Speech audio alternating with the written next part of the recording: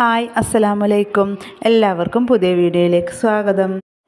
ഇന്ന് നമ്മൾ ഒരു അടിപൊളി പായസത്തിൻ്റെ റെസിപ്പി ആയിട്ടാണ് വന്നിട്ടുള്ളത്. വളരെ ഈസി ആയിട്ട് എല്ലാവർക്കും ഒരുപോലെ ചെയ്തെടുക്കാൻ പറ്റുന്ന ഒരു റെസിപ്പിയാണ്. തീർച്ചയായും നിങ്ങൾ വീഡിയോ കണ്ടു നോക്കുക.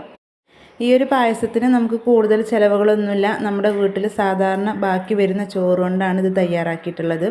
അപ്പോൾ കുറച്ച് ആൾക്കാർക്കൊക്കെ ഇതറിയാം, എന്നാലും അറിയാത്ത ഒരുപാട് ആൾക്കാരുണ്ട്. ഇനി ബാക്കി വരുന്ന ചോറൊന്നും കളയേണ്ട ആവശ്യമില്ല, ഇതുപോലെ തയ്യാറാക്കി നോക്കിയാൽ മതി. വളരെ സ്വാദിഷ്ടമായ പായസമാണിത്. അപ്പോൾ അതെങ്ങനെ തയ്യാറാക്കാൻ നോക്കാം. അതിനു മുന്നേ നമ്മുടെ ചാനൽ ആദ്യമായിട്ട് നിങ്ങൾ കാണുന്നെങ്കിൽ പ്ലീസ് ഒന്ന് സബ്സ്ക്രൈബ് ചെയ്യുക. വീഡിയോ കണ്ടിട്ട് ഇഷ്ടപ്പെടുകയാണെങ്കിൽ ഒന്ന് ലൈക്ക് ചെയ്ത് സപ്പോർട്ട് ചെയ്യുക. പായസം തയ്യാറാക്കാൻ ഞാനിവിടെ എടുത്തിട്ടുള്ളത് ഒരു 1.5 കപ്പോളം ചോറാണ്. ചോറ് നമുക്ക് ഏത് അരിയുടെ വേണമെങ്കിലും എടുക്കാം. അത്യാവശ്യം നല്ലപോലെ വെന്ത ചോറാണെങ്കിൽ നമുക്ക് പിന്നെ ഇതൊന്ന് മിക്സിയിലൊന്ന് ക്രഷ് ചെയ്യേണ്ട ആവശ്യമില്ല. ഇത് കുറച്ച് വേവ് കുറവാണ്, അതുകൊണ്ട് ഞാനിതാ മിക്സിയിലൊന്ന് ക്രഷ് ചെയ്തെടുത്തിട്ടുണ്ട്. നല്ലപോലെ അടിച്ചെടുക്കേണ്ട ആവശ്യമില്ല, ഒറ്റ സെക്കൻഡ് മാത്രം ഒന്ന് അടിച്ചെടുത്താൽ മതി. ഇനി നമുക്ക് പായസം തയ്യാറാക്കാൻ ആവശ്യമായിട്ടുള്ള പാൻ സ്റ്റൗവിൽ വെച്ച് നല്ലപോലെ ചൂടായതിന് ശേഷം അതിലേക്ക് ഞാനൊരു 2 ടീസ്പൂൺ നെയ്യ് ഒഴിച്ചു കൊടുത്തിട്ടുണ്ട്. ഇനി അതിലേക്ക് നമ്മൾ ഈ ക്രഷ് ചെയ്ത് വെച്ചിട്ടുള്ള ചോറ് ഇട്ട് കൊടുക്കുക. ഇനി ഇത് നമ്മളൊരു 1 മിനിറ്റോളം തന്നെ ഒന്ന് ഇളക്കി കൊടുക്കുക. മീഡിയം ഫ്ലെയിമിലിട്ടിട്ട് തന്നെ നല്ലപോലെ ആ നെയ്യിൽ കടന്നിട്ടൊന്ന് ഇളക്കി യോജിപ്പിച്ചെടുക്കണം. അപ്പോൾ ഇത്ര മതി. ഇനി ഇതിലേക്ക് കുറച്ച് പാൽ ഒഴിച്ചു കൊടുക്കുക. ഞാൻ തേങ്ങാപ്പാലാണ് ഒഴിച്ചു കൊടുക്കുന്നത്, 2ാം പാലാണ്. അത് ഏകദേശം 1 ഗ്ലാസ്സോളം ഒഴിച്ചു കൊടുത്തിട്ടുണ്ട്. എന്നിട്ട് നല്ലപോലെ ഒന്ന് മിക്സാക്കി എടുക്കുക. ഇനി ഇതൊന്ന് തിളച്ച് വരുന്നവരെ വെയിറ്റ് ചെയ്യാം. അപ്പോൾ തേങ്ങാപ്പാലൊക്കെ തിളച്ച് വരുമ്പോൾ നമ്മുടെ ചോറ് ഒന്നും കൂടി ഒന്ന് വെന്ത് കിട്ടും. അപ്പോൾ തേങ്ങാപ്പാലൊക്കെ നല്ലപോലെ തിളച്ച് വന്നിട്ടുണ്ട്. ഇനി ഇതിലേക്ക് ഞാൻ ശർക്കര പാനിയാണ് ഒഴിച്ച് കൊടുത്തിട്ടുള്ളത്. ഞാൻ 2 ശർക്കര എടുത്തിട്ട് ഒരു 1/4 കപ്പ് വെള്ളത്തിൽ നല്ലപോലെ ഒന്ന് മെൽറ്റ് ചെയ്ത് എടുത്തിട്ടുള്ളതാണ്. അത് ഇതിലേക്ക് ഒഴിച്ച് കൊടുത്തിട്ടുണ്ട്. എന്നിട്ട് നല്ലപോലെ മിക്സ് ആക്കിയിട്ട് കുറച്ചൊന്ന് വറ്റി വരുന്നതുവരെ നമുക്കൊന്ന് വെയിറ്റ് ചെയ്യാം. ഞാനിത് മീഡിയം ഫ്ലെയിമിലിട്ടിട്ട് കുറച്ച് നേരം അടച്ച് വെച്ചിട്ടുണ്ടായിരുന്നു. അപ്പോൾ കുറച്ചൊക്കെ വെള്ളം വറ്റി വന്നിട്ടുണ്ട്. ഇനി ഇതിലേക്ക് 1 ടീസ്പൂൺ കോൺഫ്ലോർ ഞാൻ 2 ടീസ്പൂൺ വെള്ളത്തിൽ മിക്സ് ചെയ്തിട്ട് ഒഴിച്ച് കൊടുത്തിട്ടുണ്ട്. അപ്പോൾ നമ്മുടെ പായസം കുറച്ചൊക്കെ തിക്കായിട്ട് നമുക്ക് കിട്ടും.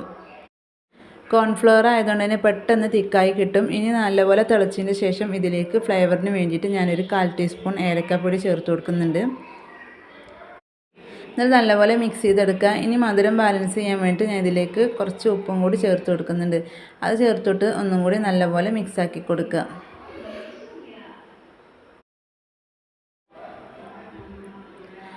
അപ്പോൾ ഇത്രയുള്ളൂ, നമ്മുടെ പായസം ഇവിടെ റെഡി ആയിട്ടുണ്ട്. ഇനി നമുക്ക് ലാസ്റ്റ് ചെയ്യേണ്ടത് തേങ്ങയുടെ ഫസ്റ്റ് പാൽ ഞാൻ എടുത്ത് മാറ്റി വെച്ചിരുന്നു, അത് ഇതിലേക്ക് ഒഴിച്ചു കൊടുക്കുക. ലോ ഫ്ലെയിമിലിട്ടിട്ട് ഒഴിച്ചു കൊടുക്കുക. ചെറുതായി ചൂടായതിന് ശേഷം മാത്രം നമുക്ക് ഫ്ലെയിം ഓഫ് ചെയ്യാം. 1ാം പാൽ ഒഴിച്ചു കൊടുത്തതിന് ശേഷം നമുക്ക് ഇത് തിളപ്പിച്ചെടുക്കേണ്ട ആവശ്യമില്ല, ജസ്റ്റ് ഒന്ന് ചൂടായി കിട്ടിയാൽ മതി. പിന്നെ നമ്മൾ 1ാം പാൽ ഒഴിച്ചു കൊടുത്താൽ നല്ലപോലെ ഇളക്കിക്കൊണ്ടേ ഇരിക്കണം.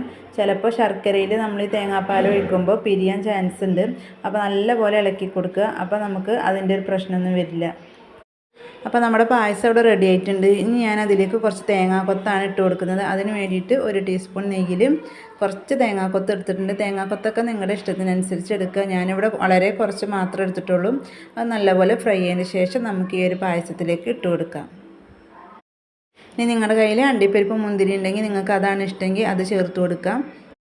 ഈ ഒരു പായസത്തിന് ഏറ്റവും കൂടുതൽ ചേരുന്നത് തേങ്ങാക്കൊത്ത് നെയ്യിൽ വറുത്തിട്ടിടുന്നതാണ്. അപ്പോൾ അതുകൊണ്ടാണ് ഞാൻ അങ്ങനെ ചെയ്തിട്ടുള്ളത്. ഈ ഒരു പായസം ചെറിയ ചൂടോടുകൂടെ കുടിക്കുമ്പോഴാണ് നല്ലൊരു ടേസ്റ്റ്.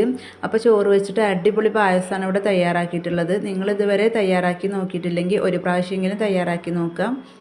അപ്പോൾ ഈ ഒരു വീഡിയോ നിങ്ങൾക്ക് ഇഷ്ടപ്പെട്ടു എന്ന് വിചാരിക്കുന്നു. ഇഷ്ടപ്പെട്ടു കഴിഞ്ഞാൽ ലൈക്ക് ചെയ്യുക, ഷെയർ ചെയ്യുക, കമൻറ്റ് ചെയ്യുക.